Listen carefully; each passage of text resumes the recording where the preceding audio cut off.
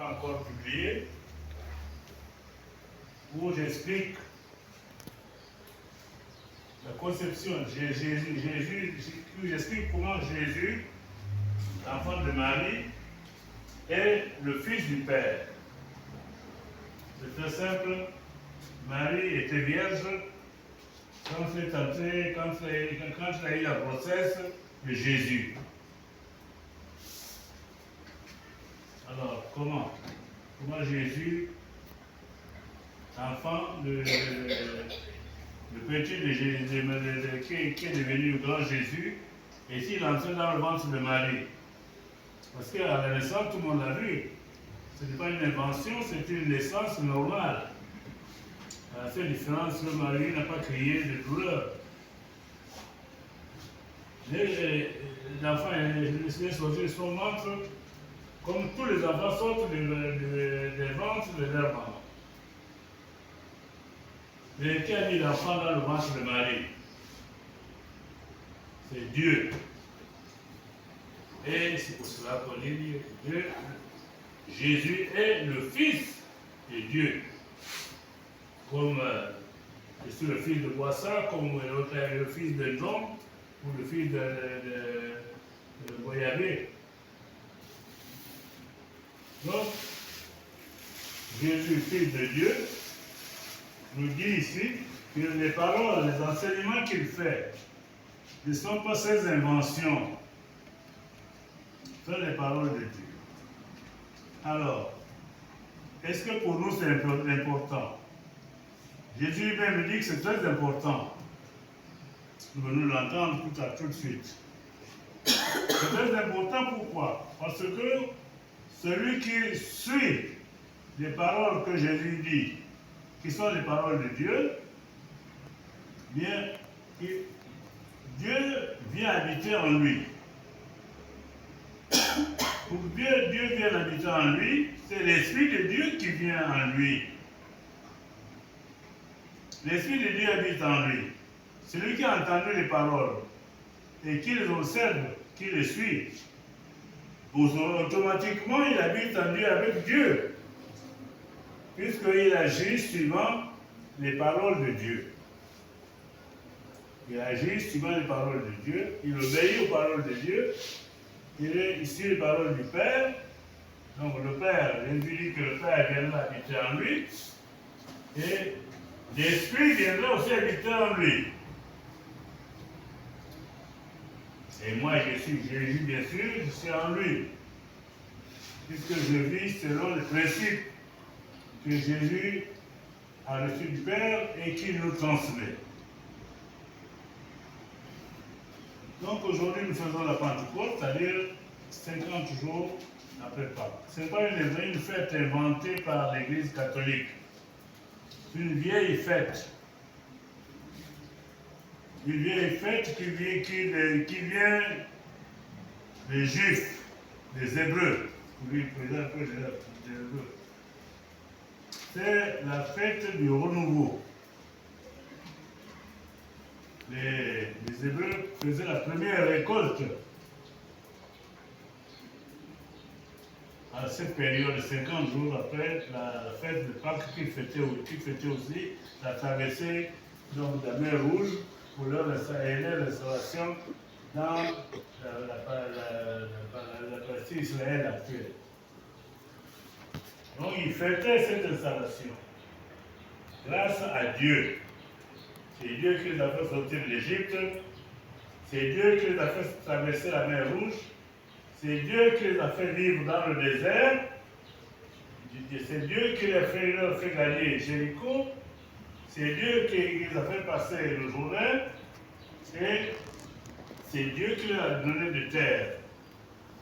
Ils ont planté, ça a donné du blé, des pommes de terre, tout ça. Et la première récolte se faisait donc ces 50 jours après la Pâque. Donc c'est un renouveau. Maintenant, ils ne vont plus manger la manne qui est le ciel, ils ne vont plus manger le reste d'hier, d'avant-hier, mais ils peuvent manger maintenant les fruits du jour. Alors, pour être reconnaissant vis-à-vis de Dieu, pour dire que vraiment c'est grâce à toi que nous sommes là, les gens venaient faire des offrandes des premières récoltes. Ils venaient faire dans le temple de Jérusalem. Ils venaient faire ces offrandes à Dieu.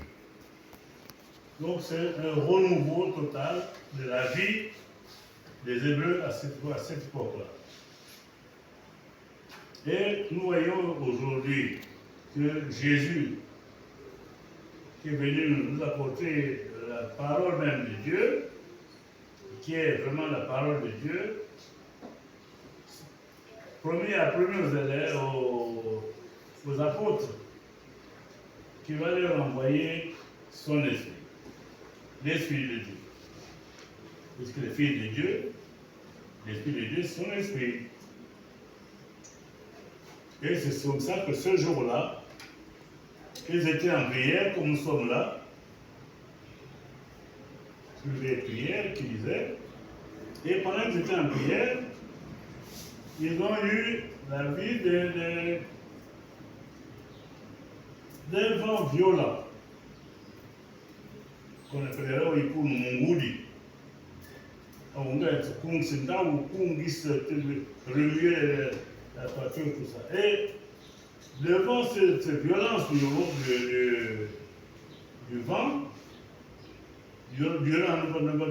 durant cette violence du vent, ils ont vu arriver dans la salle des boules de feu. Quelque chose qui ressemblait aux boules de feu. Le feu qu'on vient d'allumer. Non pas un vieux feu fin, mais un vieux feu. Mais un nouveau feu qu'on vient d'allumer, ça veut dire des flammes qui montent là, de grosses flammes. Donc c'était des boules qui arrivaient dans la salle où ils étaient. Et ces boules se partageaient, se dissolvaient si vous voulez, ça se séparait et à la tête de chacun de ceux qui étaient dans la salle, il y avait comme une femme qui se posait sur lui. Donc le feu là, est passé sur les têtes des gens. Non pas que le feu se déplaçait lui-même, la boule était là et se divisait en morceaux comme ça. Et ça allait se poser sur la tête de tout un chacun. Dans la salle, on était en prière avec Marie et d'autres personnes, Marie la mère de Jésus, d'autres personnes qui étaient là, les apôtres, ils ont tous reçu. Et cette boule de feu qui tombait sur chacun avait déjà été annoncée par Jésus. Il a dit, je vais vous envoyer que je vais vous donner la force, la résistance au mal. Et effectivement, ce jour-là, même les plus timides étaient devenus des grands orateurs. Tous avaient la force maintenant de témoigner devant le monde entier. Alors, le grand miracle qui va se produire, que les hommes veulent limiter aujourd'hui par la conférence internationale, parce que quand nous étions dans la conférence internationale, moi je parlais français, mais parfois, celui qui était là, l'orateur, le principal, il parlait en anglais, ou il parlait en thaï, la langue thaïlandaise, la langue quand on était en Bangkok. Il parlait sa langue. Nous on entendait bien, on entendait le français. Mais les hommes ont essayé de traduire ça en faisant des traducteurs. Les traducteurs lisaient le texte avant.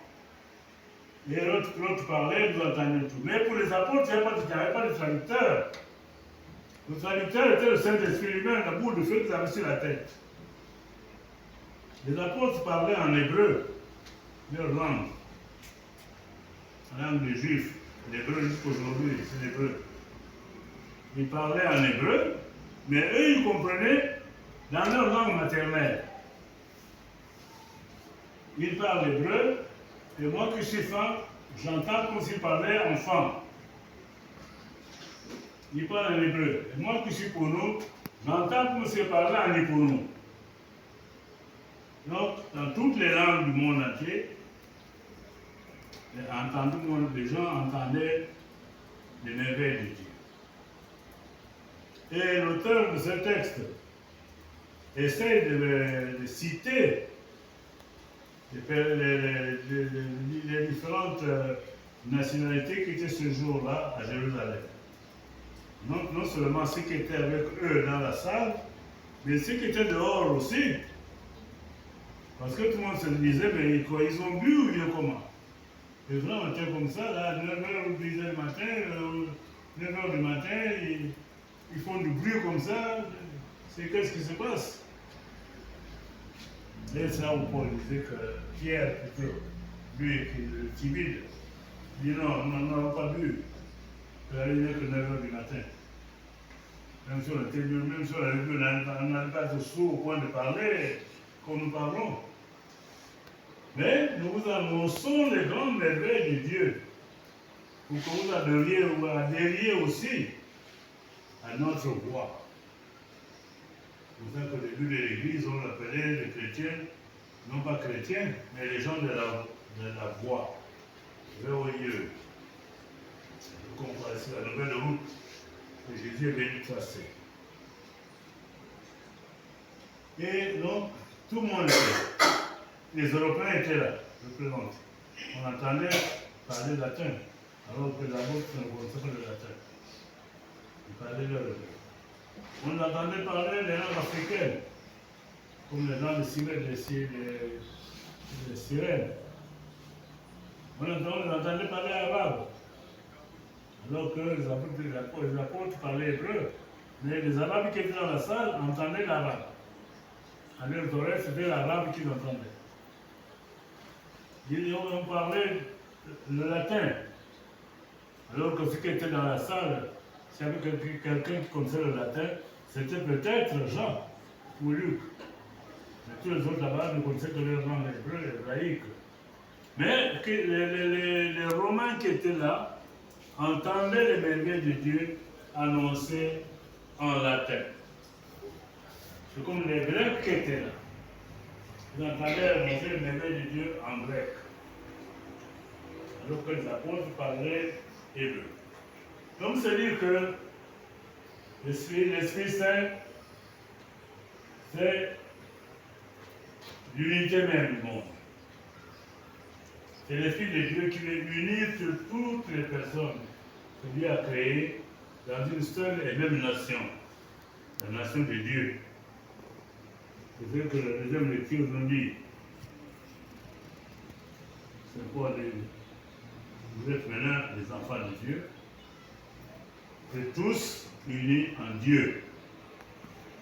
Et tous devenez des héritiers du royaume de Dieu, royaume où règne Jésus, le royaume de la paix, le royaume de l'amour.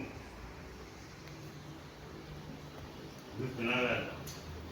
Vous n'êtes plus des gens étrangers qui viennent seulement nous écouter, mais dès lors que vous acceptez ce que nous disons, qui sont les paroles de Dieu même, vous devenez automatiquement des enfants de Dieu. Et quand Jésus dit aux apôtres, avant de rejoindre son Père, il leur dit, allez maintenant dans le monde entier, annoncer les merveilles de Dieu. Il ne disait pas ça en l'air. Il savait que les apôtres, sans parler pour nous, pour eux, annonçaient pour nous. Sans parler Zébi, ils annonçaient en Zébi. C'est comme ça. Les miracles de Dieu sont innombrables. Et la pensée de Dieu, personne ne peut l'analyser. Personne ne peut arriver à dire que Dieu pense comme ça. Là. Si Dieu a dit ça, c'est que c'est ceci. Non. Il n'y a que lui-même, Dieu, qui explique tout. Nous voyons aujourd'hui Jésus en train de parler de Dieu. Les paroles que j'ai dites ne sont pas mes paroles, mais sont les paroles de mon Père. Seulement, je vous transmets. Celui qui suit ces paroles, suit les paroles de Dieu. Et nous savons que nous n'avons qu'un seul Dieu. Le Père, le Fils et l'Esprit Saint ne font qu'un. Un seul. Et quelqu'un disait un jour, mais comment peuvent être un? Et je lui disais, mais dis-moi un peu, toi et ton Père, est-ce que vous n'êtes pas un? C'est peut-être aujourd'hui où les enfants ont plusieurs pères, je ne sais pas s'il y en a qui existe, un seul enfant avec 5 pères, je ne sais pas. Mais, un seul père, qui ressemble, qui donne sa ressemblance à son fils, qui donne sa pensée à son fils, qui vit avec son fils, et le fils vit avec le père. Même nous-mêmes, les hommes aujourd'hui, c'est comme ça. Sauf ceux qui ne sont pas vraiment des vrais humains, et on voit ce qu'ils font dans la vie. Dans notre pays, le Gabon, à côté de nous, au Cameroun. Donc, si nous voulons être vraiment des chrétiens, nous devons non seulement croire, mais vivre selon les paroles de Jésus, qui sont les paroles du Père. Et comme notre esprit est faible, nous ne pouvons pas toujours nous rappeler tout ce que Jésus a dit. Jésus a dit, je vous donnerai un esprit qui vous permettra de vous souvenir de tout ce que moi je vous ai dit. Et même d'autres choses que je ne vous ai pas dites, mais qui sont avec le Père et qui permettent de vivre avec le Père. Et c'est cet esprit-là que nous demandons quand nous disons donne-nous ton esprit. Viens avec nous. En nous, les nuits et les bouées. C'est ce les nuits et les bouées là qui nous fait penser, qui nous fait repenser à tout ce que nous avons fait de bien. Et que tout ce que Jésus a dit de bon. Sans la présence de cet Esprit Saint, les nuits et les bouées, sans cette présence autour de nous, en nous, nous oublions tout ce que Dieu a fait et nous ne pouvons pas vivre selon la vérité de Dieu. L'Esprit Saint viendra, l'Esprit de vérité, pour vous faire souvenir de tout ce que Dieu vous a dit et qui vous fera connaître même des choses que je ne vous ai pas dites. Et cet esprit-là, qui est descendu sur les apôtres sous forme de langue de feu, c'est cet esprit-là que Jésus a donné spécifiquement à ses apôtres pour prononcer par la rémission des péchés. Il a soufflé sur eux, c'est le souffle, souvenez-vous, dans la Bible, pour que Adam vive, que Ève vive. Dieu a soufflé, il a fait comme le mortier, comme le potier plutôt fabrique les gargoulettes. Les plus jeunes ne connaissent pas comment on fabrique les gargoulettes. Il faut fabriquer, bien périmé, etc. C'est comme ce que nous avons dans nos villages chez les Ghana. Il a son truc qui est là, qui a des yeux, mais qui ne voit rien, qui a des oreilles, mais qui n'entend rien, qui a la bouche, mais qui ne parle pas. Et Dieu a fabriqué l'homme comme ça, et il a soufflé. Il a donné son souffle à lui. C'est ce souffle-là qui nous permet de vivre sur cette terre. Et quand il retire son souffle, nous disparaissons comme or. Et l'expression dans la langue pour nous me plaît beaucoup. Aman moni. Il a fini le souffle que Dieu lui a donné. Une fois qu'il a fini ça, c'est fini. Le souffle retourne à Dieu lui-même. C'est ça, mourir. Et Jésus dit, celui qui a le Père en lui, celui qui a l'Esprit en lui, l'Esprit qui va ressusciter Jésus, l'Esprit qui t'a fait vivre, celui-là ne meurt plus. C'est-à-dire qu'il ne disparaît plus. Il vit éternellement comme Dieu lui-même est éternel. Quand le Fils de Dieu sortit du tombeau, ne connaît plus la mort. Et aujourd'hui, mes amis, mes frères et sœurs, nous devons faire un effort pour vraiment chercher toujours à avoir l'Esprit de Dieu en nous. Parce que si nous nous écartons de Dieu, nous tombons sur le chemin de Satan, eh bien nous allons perdre l'Esprit de Dieu, nous allons perdre la vie éternelle. Parce que la colère de Satan, c'est de voir les hommes vivre éternels. Sa colère. Et il cherche à écarter l'homme du chemin de Dieu, que le chemin qui mène vers la vie éternelle. Et ça, c'est derrière. Si l'homme baptisé dans la mort de Christ suit la loi de Dieu, il ressuscitera, dit Saint Paul, comme le Christ est ressuscité de mort. L'Esprit de Dieu a fait sortir le Christ du tombeau. La même chose, les hommes aussi, même s'ils connaissent la mort à cause du péché, ils connaîtront la vie éternelle. Parce que Dieu habite maintenant en eux. C'est ça la Pentecôte. Et qu'est-ce qu'on peut retenir de cette grande fête de la Pentecôte? Je crois qu'il y a deux choses.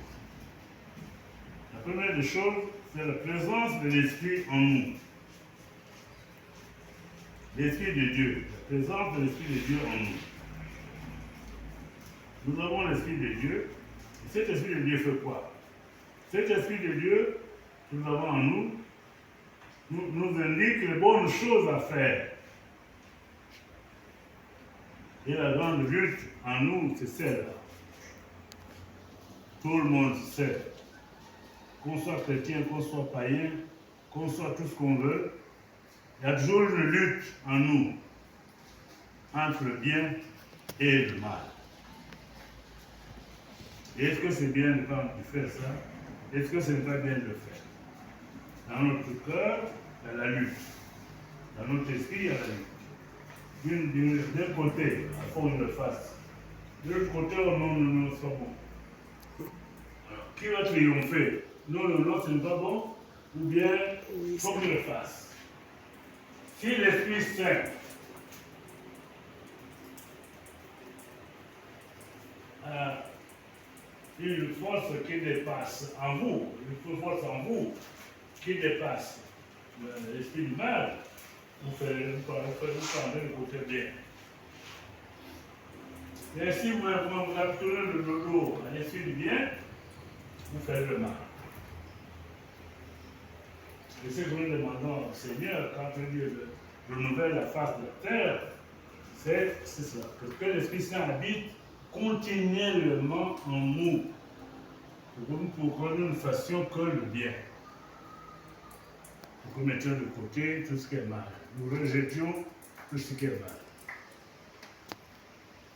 Et aujourd'hui, ça c'est vraiment une des premières choses que nous faisons, c'est demander à l'Esprit Saint d'habiter continuellement en nous, nous aider, pour nous donner la force de résister au mal. Et puis nous-mêmes aussi, nous avons à faire un gros effort. Ne pas nous laisser entraîner à mal faire. Parce que l'esprit du mal va toujours nous présenter des choses luxueuses, belles, attirantes, attrayantes. Mais si nous nous avons refusé certaines choses belles, attrayantes, attirantes, tout, si nous arrivons à résister à cela, l'Esprit de Dieu habitera toujours en nous. C'est là qu'on doit toujours demander l'Esprit Saint. mais que nous-mêmes aussi nous ayons la force, parce que Dieu ne contraint personne à faire le bien. Il nous a dit faites le bien. L'Esprit, il ne contraint pas. Dieu ne punit personne. Il nous propose des choses. Il nous donne la force de faire le bien. Et si nous faisons le mal, c'est un peu nous-mêmes, notre faiblesse. Nous n'arrivons pas à rester toujours sur le côté bien. Aujourd'hui, c'est le grand jour où nous devons vraiment nous tourner vers l'Esprit Saint. Où nous devons demander à l'Esprit Saint de nous aider.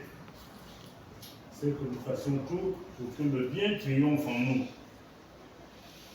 Si le bien triomphe en nous, eh bien, chaque fois que nous nous mettons devant une hésitation,